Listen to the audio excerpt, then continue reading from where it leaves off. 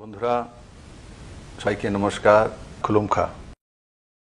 আগামী ৩ মে পর্যন্ত লকডাউন রয়েছে, কিন্তু তার মধ্যে নতুন নতুন কিছু নিয়মাবলী আসছে। আমাদেরও জীবনশৈলীর পরিবর্তন আসছে। ধীরে ধীরে আমরা লকডাউন থেকে বেরিয়ে নিজেদের জীবনচর্চা কিভাবে স্বাভাবিকভাবে রাখতে পারি সেই দিশাতে কেন্দ্র সরকারের দিশা নির্দেশিকা রাজ্য সরকারের কাছে এসে পৌঁছেছে।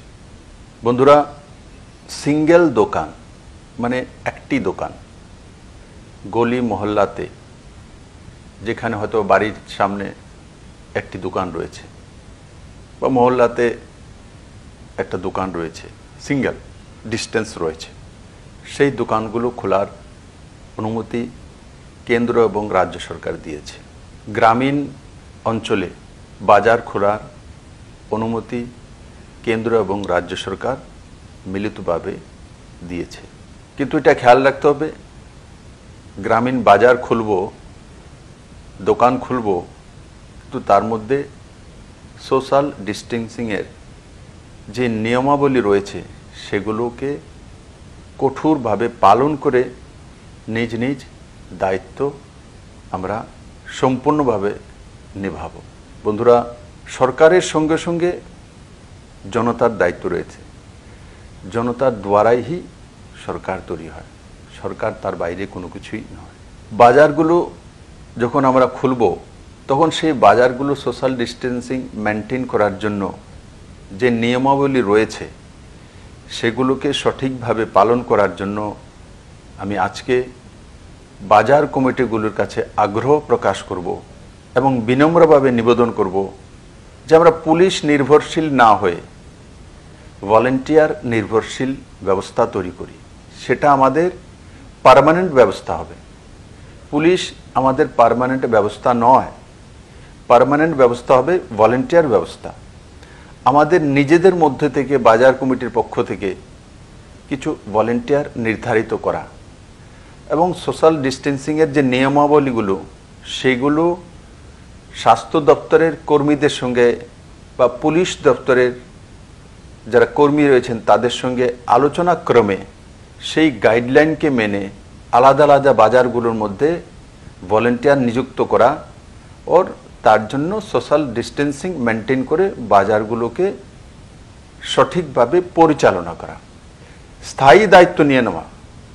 স্থায়ী দায়িত্ব যে জীবনভর যতদিন পর্যন্ত বাজার থাকবে, যতদিন পর্যন্ত আমরা বাজারে যাব, ততদিন পর্যন্ত আমরা এভাবেই চলবো, এর বাইরে ত্রিপুরা যাবে না।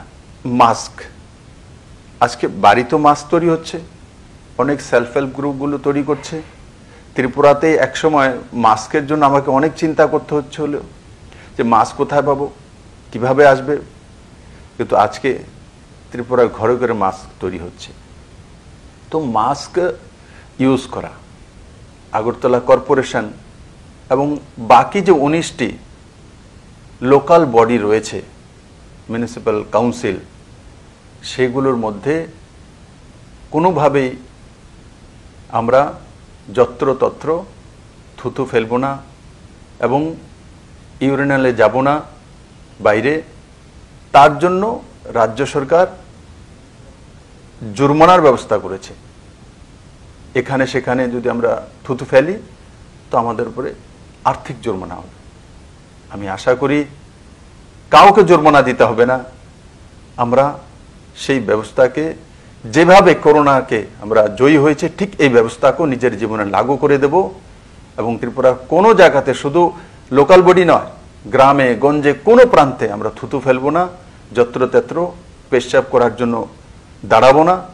যেখানে নির্ধারিত স্থান রয়েছে সেখানেই যাব।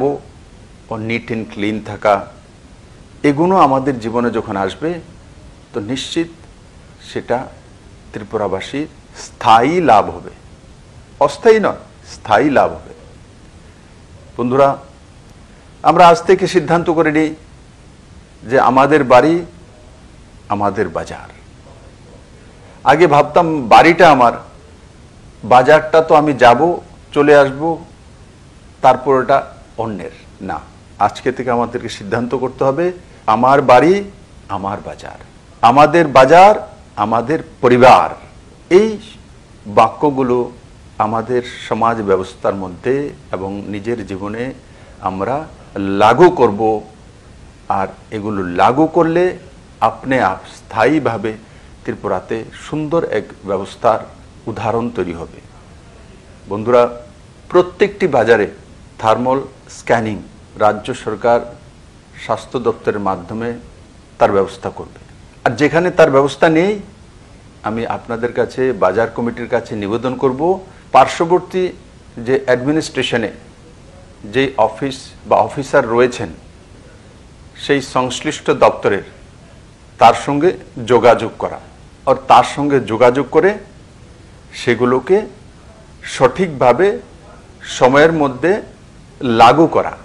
বন্ধুরা, লকডাউন থেকে আমরা বেরোবো, তো আমরা আগে গিয়ে ত্রিপুরাকে কিভাবে নিয়ে যাব, কি আমাদের কাছে উপায় থাকবে? একটা উপায় তো থাকবে, তার ব্যবস্থা তো করতে হবে, আর সেটা সময়ের মধ্যে করতে হবে।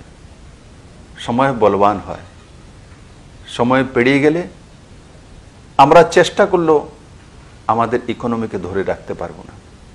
বন্ধুরা, ত্রিপুরার সবচাইতে বড় ইনকাম যেটা হয় রাজ্য সরকারের বা রাজ্যবাসীর, সেটা হচ্ছে রাবার ইন্ডাস্ট্রি থেকে।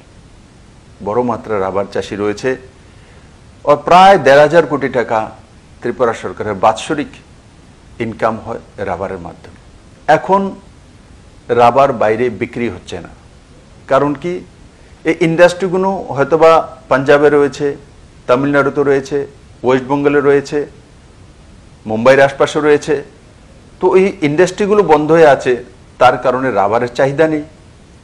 তো রাবারের চাহিদা নেই, তো বিগত ২-২.৫ মাসে আমি দেখেছি যে ২৫০ কোটি টাকা ত্রিপুরার লোকসান হয়েছে। তাহলে ওই পয়সাটা ত্রিপুরা কোথা থেকে আনবে? যারা রাবার চাষি, সেটা রাবার শিট তৈরি করে হয়তো বাড়িতে রেখে দেবে, ৬ মাস পরে ৭ মাস পরে হয়তো বিক্রি করবে, বা যখনই রাবার ইন্ডাস্ট্রিগুলো যেখানে প্রয়োজন যাবে। কিন্তু এখন তো নয়। তাহলে সবচাইতে বড় ইনকাম যেটা আমাদের, সেটা যদি বন্ধ হয়, তার অল্টারনেটিভ কি? কোথা থেকে আনব? তার ব্যবস্থা কি রয়েছে? কিন্তু আপনাদের সহযোগিতা চাই। যে প্রাইমারি সেক্টরগুলো রয়েছে, রাজ্য সরকার প্রাইমারি সেক্টরগুলোর মধ্যে আগেই কাজ করা শুরু করেছে, কিন্তু কোনোটা ২০২৪ পর্যন্ত নির্ধারণ করেছিলাম, কোনোটা ২০২৩ পর্যন্ত করেছিলাম। এখন সেটাকে এগিয়ে নিয়ে আসতে হবে, আরও ১ বছর ২ বছর আগে সমাপ্তি করতে হবে। তার জন্য আপনাদের পূর্ণ সহযোগিতা চাই। প্রাইমারি সেক্টরগুলো কি আছে? যেমন পোলট্রিতে স্বয়ংসম্পূর্ণ করা, তার মধ্যে সময় লাগে না, ৬ মাসের মধ্যে আমরা এগুলোকে এস্টাবলিশ করতে পারি। রাজ্য সরকার আগে থেকে তার মধ্যে স্কিম নিয়ে রেখেছে। ৫০ কোটি টাকার উপরে ডিম কেনার জন্য বাইরের রাজ্যেতে ত্রিপুরার পয়সা চলে যায়, সেটাকে রোখা। যারা এই পোলট্রির বিজনেসের মধ্যে রয়েছেন, আমি ভাই বন্ধুদের বোনেদের বলবো, আপনারা দ্বিগুণা নিজেদের বিজনেস তৈরি করুন, তার জন্য লোন নিন, তার জন্য রাজ্য এবং কেন্দ্র সরকারের যে যোজনাগুলি আছে সেগুলোকে লাগু করুন। সাবসিডাইজ লোন রয়েছে মহিলাদের জন্য, SC STদের জন্য, সেগুলোকে লাগু করুন। হয়তোবা অনেক সময় বলা হয় যে আমি তো লোন নেওয়ার জন্য গিয়েছি, অনেক অসুবিধা হচ্ছে, দিচ্ছে না, আমি তো মন্ত্রীর বাড়িতে গিয়েছি, আমি MLA বাড়িতে গিয়েছি। বন্ধু, যেখানে কঠিনাই আছে, কঠিন বিষয় আছে, সেখানেই সাকসেসফুল আছে। সহজতর ব্যবস্থার মধ্যে সাকসেস নেই। সাকসেস যেখানে কঠিনাই আসে, তারপরেই সাকসেস আসে। তার জন্য যেখানেই দেখবেন বাধা পেয়েছেন, তো মনে রাখবেন সাকসেস আপনার জন্য সেই বাধার পেছনে দাঁড়িয়ে আছে। বাস ওটাকে ক্রস করে এগিয়ে যাওয়া। আর এগিয়ে যাওয়ার জন্য মাধ্যমগুলো রয়েছে, এই মাধ্যমগুলোকে অতিক্রম করে যেতে হবে, তবেই তো আপনি সাকসেসফুল ব্যক্তি হবেন। আর আমার পূর্ণ বিশ্বাস, যারা এই সেক্টরে রয়েছেন, ওনারা আজকে থেকে সিদ্ধান্ত করবেন কিভাবে সেই দুগুণা ইনকাম করা যেতে পারে। নিজেরও ইনকাম হবে, রাজ্যেরও লাভ হবে। আর যারা এই সেক্টরে নেই, চিন্তা ভাবনা করছেন, আমি তাদেরকে বলবো লোন নিয়ে সেই ব্যবস্থার মধ্যে অতি সত্বর ঢুকুন, অতি সত্বর চলে আসুন। প্রাইমারি সেক্টরগুলি ত্রিপুরাকে ডেভেলপ করতে পারে, এটাই ত্রিপুরার ইকোনমিকে ধরে রাখবে।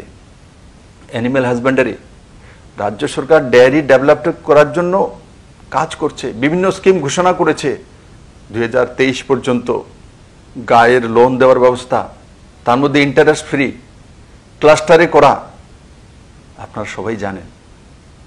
আজ থেকে সিদ্ধান্ত করে নিন যে আমার যদি সামর্থ্য রয়েছে, লোন নিয়ে নাবার্ডের লোনে 30% সাবসিডি, মহিলাদের জন্য 35% সাবসিডি, তারপরে SC STদের জন্য সাবসিডাইজ ব্যবস্থা রয়েছে।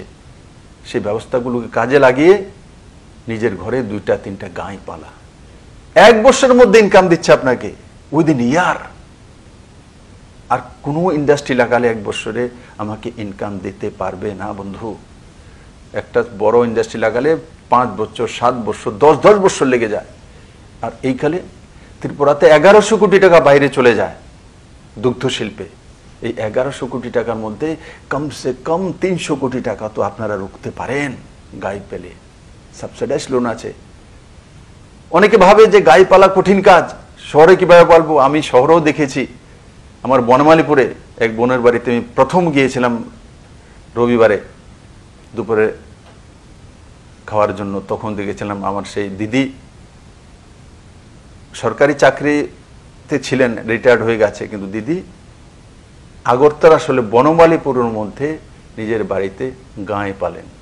যদি বনমালীপুরে শহরের মধ্যে পালতে পারে, গ্রামে কেন পালতে পারবে না? আমি বলবো সিভিলাইজেশন হচ্ছে গাই, গোবর।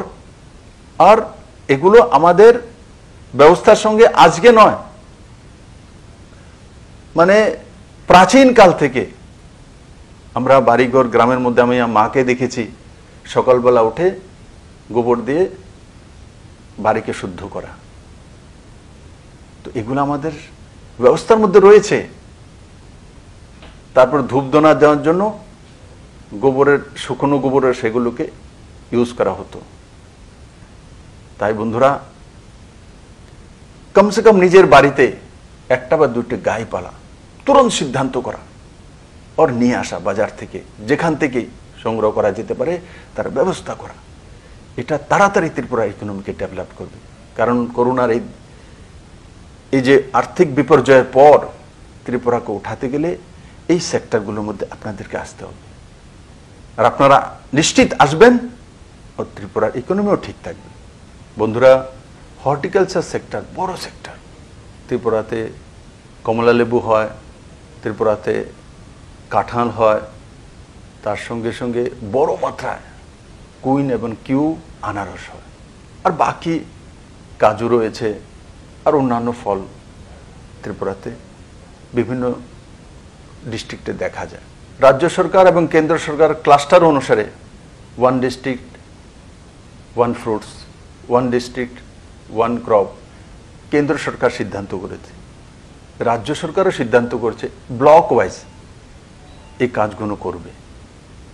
আমি আপনাদেরকে নিবেদন করব, আমাদের কিল্লাতে, জম্পহিলে, শ্রীনগরে যেখানেই কমলা লেবুর খেতি রয়েছে সেখানে দুগুণা কিভাবে করতে পারি। এমনিতেও এই সরকার আসার পরে সেটা 1.5 গুণার উপরে হয়েছে। এখন 1.5 গুণাতে সন্তুষ্ট নয়, 2 গুণা করতে হবে, 3 গুণা করতে হবে। তার জন্য কি কি করতে হবে, সেই খেতির মধ্যে কোন সময় চুন দিতে হবে যার কারণে কমলা লেবু মিষ্টি হয়, আর সেগুলোকে কিভাবে 3 গুণা ইনকাম করার জন্য 3 গুণা ফল নিয়ে আসা, কি কি করতে হবে, এগ্রিকালচার ডিপার্টমেন্টের সঙ্গে আলোচনা করে সেই দিশাতে কাজ করা। আমি ডিপার্টমেন্টকে দিশা নির্দেশ দেব যে আপনাদেরকে সহযোগিতা করার জন্য। তো তার জন্য কাঁঠাল কিভাবে 3 গুণা করা যেতে পারে, আম কিভাবে বাড়ানো যেতে পারে, 2 বছরের যে চারা গাছগুলোতে আম চলে আসে তার বীজ কিভাবে লাগানো, তার ব্যবস্থা করা, এই দিশাতেও বড় মাত্রায় আমাদের কাজ করতে হবে। কলা কিভাবে 3 গুণা করতে পারি সেই দিশাতে কাজ করতে হবে। কারণ প্রত্যেক ব্যক্তি যদি ফলাহার দিনে একবারও সেবন করেন তাতে তার শারীরিক লাভ হয়। মাননীয় প্রধানমন্ত্রী আজকে মন কি বাতে বলছিলেন যে বাজার থেকে যদি আমরা ফল নেই গ্রামের মধ্যে। তো লোক বলে ফল কেন কিনছো, বাড়িতে কি অসুস্থ আছে? তার মানে যখন অসুস্থ হই তখন বাড়িতে ফল নিয়ে যায়, মানে তাকে সুস্থ করে তোলার জন্য। আর সবসময় যদি ফল খাই তাহলে কোনো সময় অসুস্থ হব না, বা তার থেকে রক্ষা পাওয়ার একটা ব্যবস্থা থাকবে। তাই আমি হর্টিকালচার সেক্টরে যারা কার্যরত রয়েছেন তাদেরকেও বলবো যে আপনারাও এই কর্মযজ্ঞের মধ্যে আপনারা আপনাদের ভূমিকা পালন করবেন এবং সরকারের যে নিয়ম নীতি আছে সেগুলোকে লাগু করে ত্রিপুরার ইনকাম 2 গুণা 3 গুণা 4 গুণা বাড়াবেন। ফ্লোরিকালচার ত্রিপুরাতে কোনোদিন কেউ কল্পনা করেনি যে ফুলের চাষ করব, ফুল বিক্রি করব, রোজগার করব। ত্রিপুরাতে এমনও লোক আছে মান্থলি 2 লাখ টাকা ইনকাম করে ফুলের ব্যবসা করে। 2 লাখ টাকা মাসিক ইনকাম ফুলের ব্যবসা করে।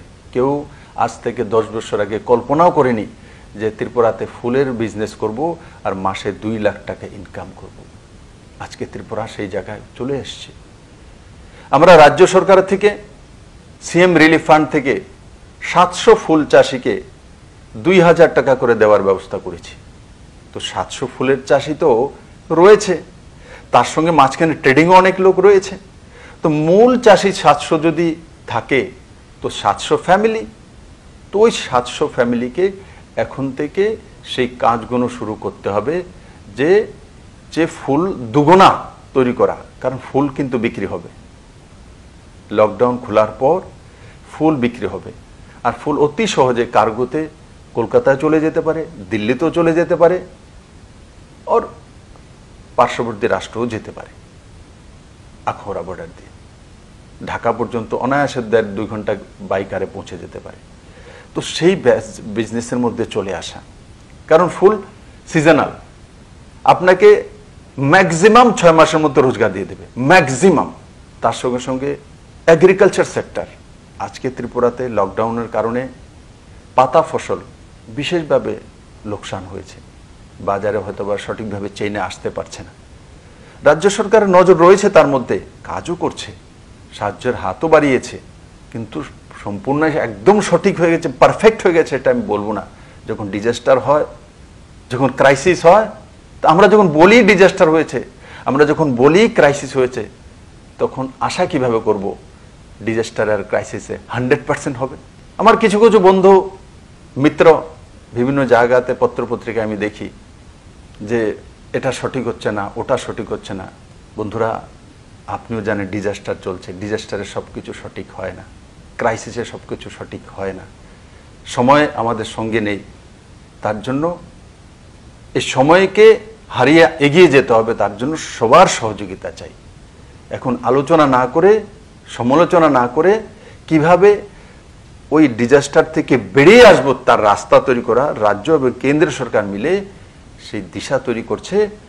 আর আমি গর্বিত ত্রিপুরা রাজ্যবাসী লগভগ 100% সেটা পালন করছে। বন্ধুরা, আমাদের যে প্রাইমারি সেক্টর, তার মধ্যে একটা বড় সেক্টর ফিশারি সেক্টর। ত্রিপুরাতে মাছের ব্যবসা করে এমন বহু লোক রয়েছে, তার মধ্যে একটা বড় অংশ জনজাতি রয়েছে। অন্ধ্রপ্রদেশ মাছের ব্যবসা করে বড় বড় ব্যবসায়ী রয়েছে। আমাদের এখানে অন্ধ্রের মাছ আসে, কিন্তু আমাদের এখানে বিশেষ করে গোমতী জেলাতে ফিঙ্গারলিং, ফিশ সিড বড় মাত্রায় হয়, যেটাকে ফিশ সিড মানে মাছের যে রেনু যেটাকে বলে। তো সেটা অন্ধ্রপ্রদেশ প্রতি বছর 150 কোটি টাকার রেনু অন্য রাজ্যের থেকে নিয়ে যায়, ওয়েস্ট বেঙ্গলের কাছ থেকে নিয়ে যায়। অন্ধ্রপ্রদেশের মৎস্য ব্যবসায়ীরা এসেছিলেন, যারা রিসার্চ করছেন, ত্রিপুরা সরকারের সঙ্গে কথা বলেছে, আমার সঙ্গে মিটিং হয়েছে। ওনারা ত্রিপুরার থেকে সেই রেনু নেওয়ার জন্য তৈরি আছেন।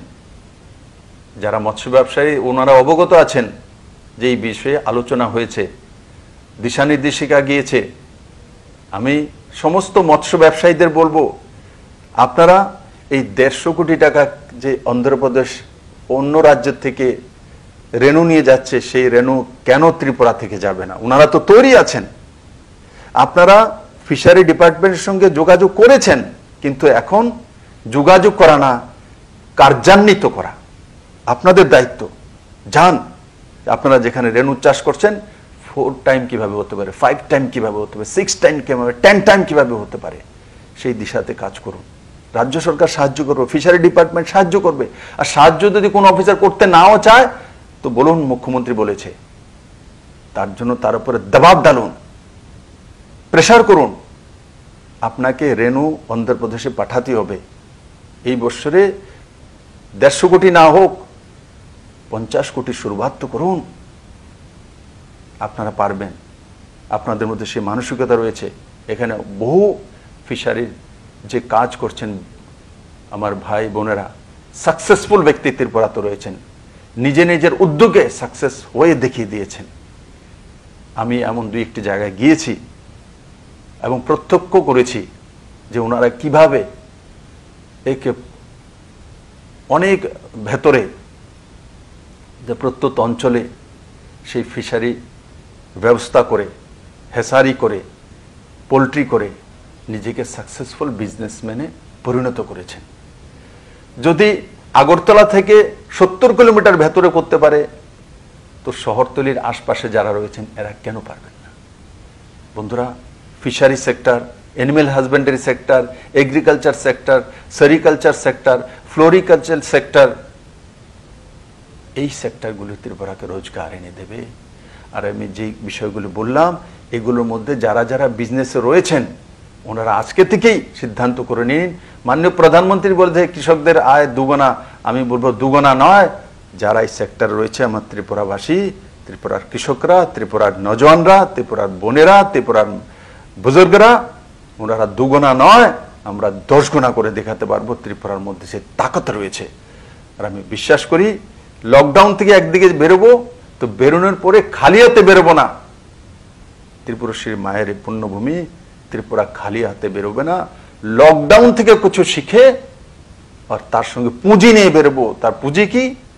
এই যে লকডাউন সঙ্গে বেরোবো, একদিকে ধীরে ধীরে বেরোবো আর আরেকদিকে আমাদের যে প্রাইমারি সেক্টর হচ্ছে ইকোনমিকে কিভাবে ডেভেলপ করতে পারি সেটাকে কার্যান্বিত করতে করতে আমরা স্টেপ বাই স্টেপ আগে যাব। আর ত্রিপুরার ইকোনমিকে কোনোভাবেই ডাউন হতে দেব না। যেটা আমরা সিদ্ধান্ত করে নিয়েছি যে মডেল ত্রিপুরা তৈরি করব, সর্বশ্রেষ্ঠ ত্রিপুরা তৈরি করব, তার থেকে এক পাও আমরা পেছনে যাব না। কিন্তু আপনাদের সাথ চাই।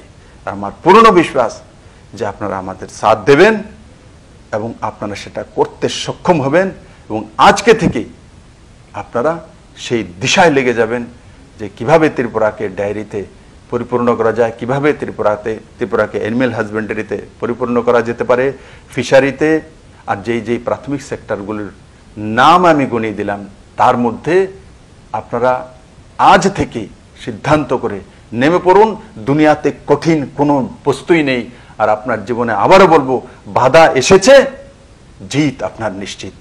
আর বাধা এসেছে, পেছনে চলে গেছেন তো আপনার জীবনে হার নিশ্চিত থাকবে আর তার সঙ্গে সঙ্গে ডিপ্রেশনের শিকার হবে।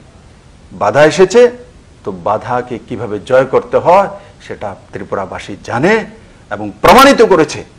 এই ত্রিপুরাবাসী যে ত্রিপুরাকে করোনা মুক্ত করেছে, সরকার করেছে এমন নয়, সরকার তো আপনাদের মাধ্যমে। আপনারা লকডাউন সঠিকভাবে পালন করেছেন।